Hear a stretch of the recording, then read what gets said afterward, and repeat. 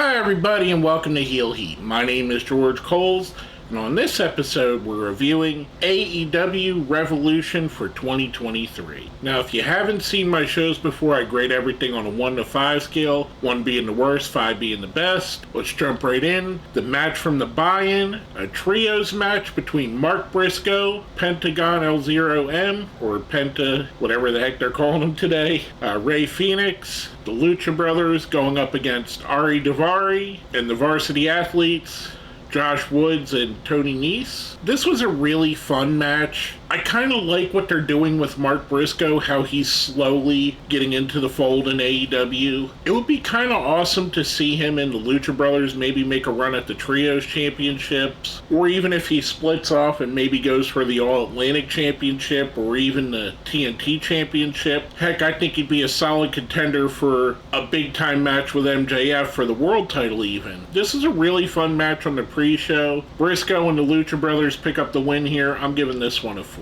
Then we roll right into the main show. We get Chris Jericho versus Ricky Starks to start it off. The Jericho Appreciation Society is barred from ringside. Again, I thought this was a really good match to open with.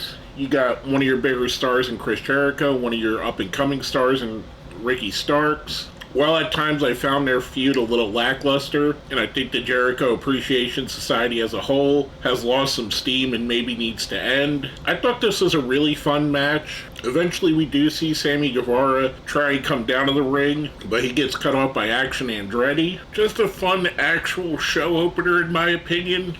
Starks picks up the win here. I'm going to give this one a 4 as well. Next we have what is being called a final burial match, basically a casket match between Christian Cage and Jungle Boy Jack Perry.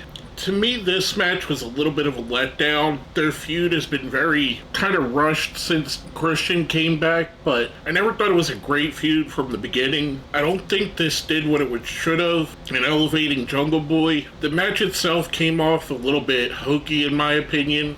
Jungle Boy does pick up the win here. I'm going to give this one a 3. I don't think it was bad. I just didn't like it as much as the first two matches. Now going from that, we go to our Trios Championship match. We have the Elite, Kenny Omega and the Young Bucks going up against the House of Black, Buddy Matthews, Brody King, and Malachi Black. This to me was a pleasant surprise. I'm a fan of the House of Black, and I feel like they kind of have been lost in the AEW shuffle. You got 3 fantastic wrestlers, and not that every wrestler needs a belt to seem important, but I feel like it really would help the House of Black, and it really helped here. I thought this was one of the better matches of the night in my opinion. I really enjoyed this a whole lot, especially how they highlighted Brody King during the match. I think Brody King is a great wrestler. House of Black does pick up the win here. I'm giving this one a 5. Next up we have for the Women's World Championship, Jamie Hayter is defending against Ruby Soho and also Soraya. I always pronounce it wrong. This again, it kind of felt a little bit off. It felt a little bit like they didn't quite get on the same page. And with Soraya's return, I feel like all of her matches have kind of been that way. Maybe it's the ring rust, maybe she doesn't trust her neck so much. I'm a huge fan of Paige. If you watched my videos for a long time, you would have seen I had a poster up of her at one point. I really like her. I think she's awesome. I don't know that she has her quote-unquote sea legs under her just yet. The other two women, Ruby Riott and Jamie Hayter, I think they're awesome as well. Ultimately, Hayter picks up the win here. I'm going to give the match a 3. Like I said, it kind of felt like they were off just a little bit. After the match, we see Ruby Riott turns on Hayter, and Britt Baker joins up with Soraya and Toni Storm. A little bit to be expected, but still pretty cool. I'd like to see what a heel Ruby Riott can do in AEW, because God knows they haven't used the face version of her pretty well. Maybe the heel turn will jumpstart her AEW career.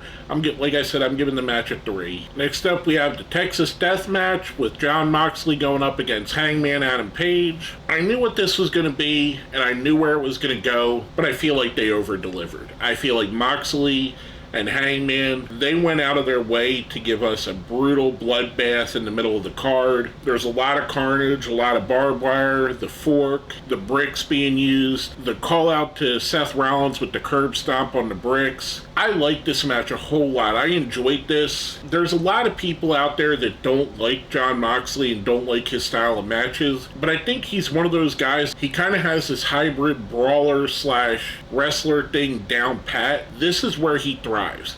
I think Moxley's one of the best wrestlers in the world. A couple months ago, I even made a video saying how I thought he is the best wrestler in the world. He's a guy you can always depend on, and he's always willing to ramp up the violence and always willing to go the extra mile to give his match more than other matches on the card. This was a fantastic match. I absolutely loved it. Moxley ends up tapping out while he's being choked by a chain. Hangman Page picks up the win here.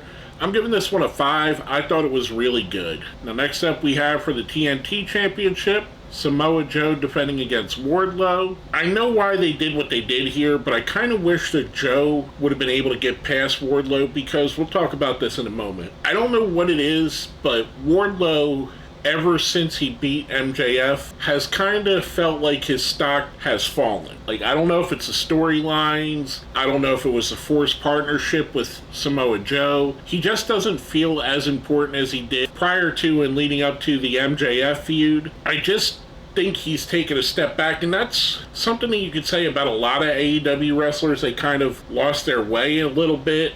I feel like when they have a story like MJF and Wardlow, they're fantastic. But once that story hits a conclusion, I feel like there's nothing set for what to do next with a character. We've seen it with Hangman Page in his chase for the World Championship. He got the championship, his title run was a little bit lackluster in my opinion. We've seen it in several different storylines where once the one great storyline's over, the people in that storyline go on to mediocrity for a little while in AEW. It's a problem that they need to work on. They need to work on what's next for a guy. How do we make Wardlow better and bigger? The obvious answer is MJF is a champion. Here's a guy he beat. He should be gunning for that championship. Ultimately, Wardlow does pick up the win, gets his revenge on Samoa Joe for cutting his hair. I wish he would have not that I don't think Wardlow deserves to be a TNT champion. I wish they would have kept it on Joe, because I really want Powerhouse Hobbs to win it on Wednesday. And I feel if he beats Wardlow for it on Wednesday, this is a no-win situation in my opinion. You can't have Wardlow have a 4-day title run and not hurt his character. You also can't have Hobbs lose to Wardlow without hurting Hobbs, because Hobbs has lost a decent amount of high-profile matches. No one's going to believe that he could be the guy if he continues to lose. My opinion, I might have kept it on Joe and let Joe lose it to Hobbs. Just my opinion on that. Overall, I'm going to give the match a 3. I thought it was good. Again, it didn't feel like an important pay-per-view worthy match. It felt like a main event for Dynamite one week. Now going from that, we go to our Fatal 4-Way for a Tag Team Championship. We get Austin and Colton the Guns going up against the Acclaimed, Max Caster and Anthony Bowens. Also Jay Lethal and Jeff Jarrett. And rounding up the 4th team, Orange Cassidy and Danhausen. Going into this match, I thought it was going to end one of two ways. Either with Orange Cassidy and Danhausen getting a short run, or Jay Lethal and Jeff Jarrett getting a short run. And then Lethal and Jarrett going on to wrestle the Acclaimed or whatever. That's how I kind of felt going into this. I didn't expect the Guns to carry it through. Not that I dislike the Guns as a tag team.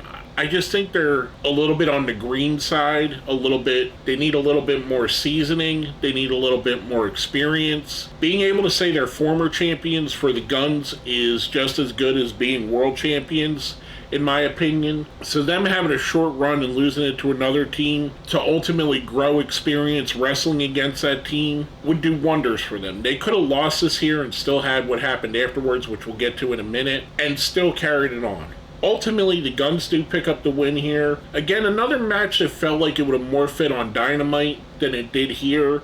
I'm giving this one a 3. Afterwards, we hear the band crank up, we hear the music. FTR comes out. There have been a lot of rumors that FTR may be leaving AEW. They've said so themselves. Their contracts are up in April. There's a lot of controversy with with Dax Harwood's podcast, which is really good. You should check it out if you're not listening to it already. It kind of took over the spot that William Regal had with the same co-host, and his name is Matt Kuhn. His name was escaping me for a second there, but he's a great co-host. He doesn't shy away from asking the difficult questions and pressuring the host into answering those questions, whether it be Regal or Dax. I think Dax is a little bit more open than Regal was. Regal still had that old school keep kayfabe to his part of the podcast, where Dax is more willing to let us in on some of the backstage stuff. Anyway, I'm going off on a tangent about FTR here. Like I said, I think the match was about a 3, right there middle of the road in my opinion. Now from that we go into our main event of the evening.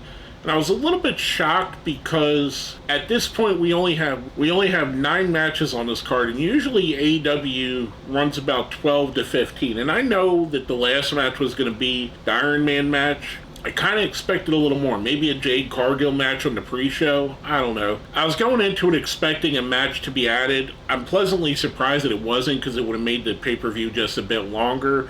It was already a long pay-per-view as it is. Which in this case, it didn't feel as long. Some of the AEW pay-per-views have felt like a marathon that you just survived instead of enjoyed. This one didn't. And this match could have went that way, but it really didn't. We have MJF defending the World Championship against the American Dragon Bryan Danielson in an Iron Man match. I absolutely loved this match. I enjoyed the psychology. I liked the parts where MJF went from everything from playing a chicken shit heel to using a disqualification to his advantage to take a loss so he could gain 2 wins. It was brilliant. This was your classic old school Tully Blanchard, Ric Flair style match coming from MJF, where when he needed to, he would ramp it up. When he needed to, he looked like he was scared. It looked like he was tired. He looked like he was exhausted, accentuating what Bryan Danielson was doing. And Bryan Danielson also did a fantastic job here. He's one of the greatest wrestlers of all time, so you knew that was going to come out of him. The only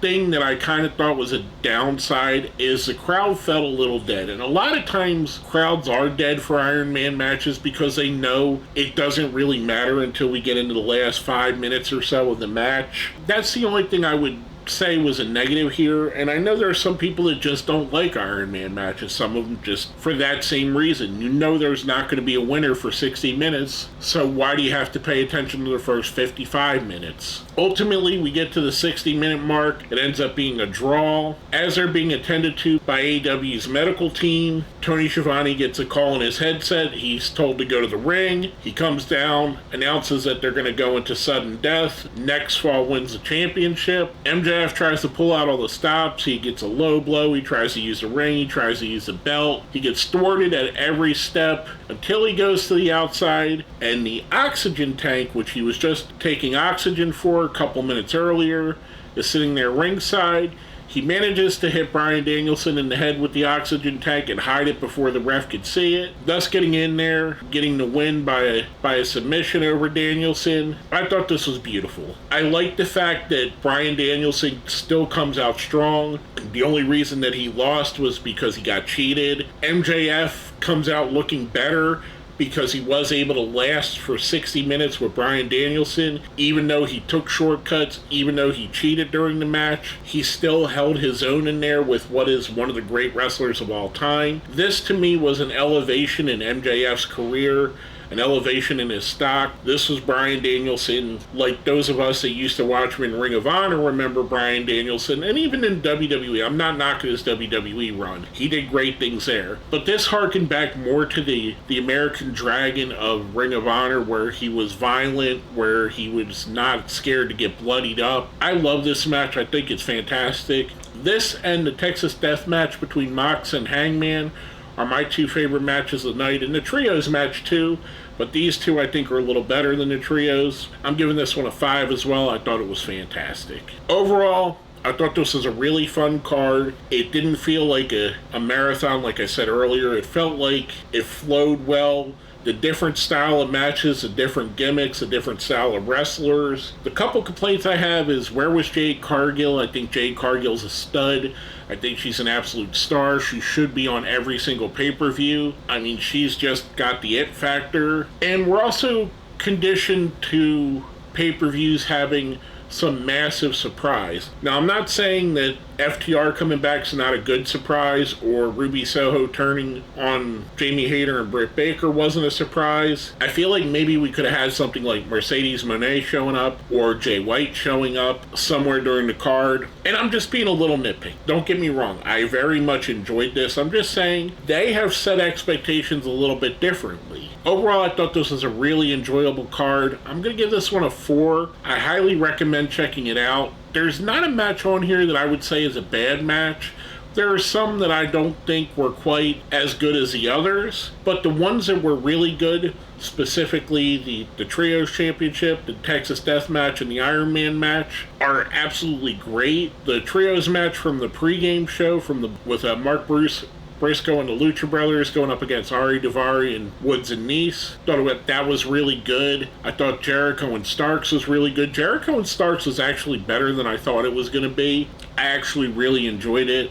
Again, overall, I thought this was a really fun card. Before we leave, if you made it this far, let's smash that like button, share the video, subscribe if you haven't, and if you made it to the end, let me know what your favorite match on the card was. With all that being said, my name is George Coles, and this has been my review of AEW Revolution for 2023.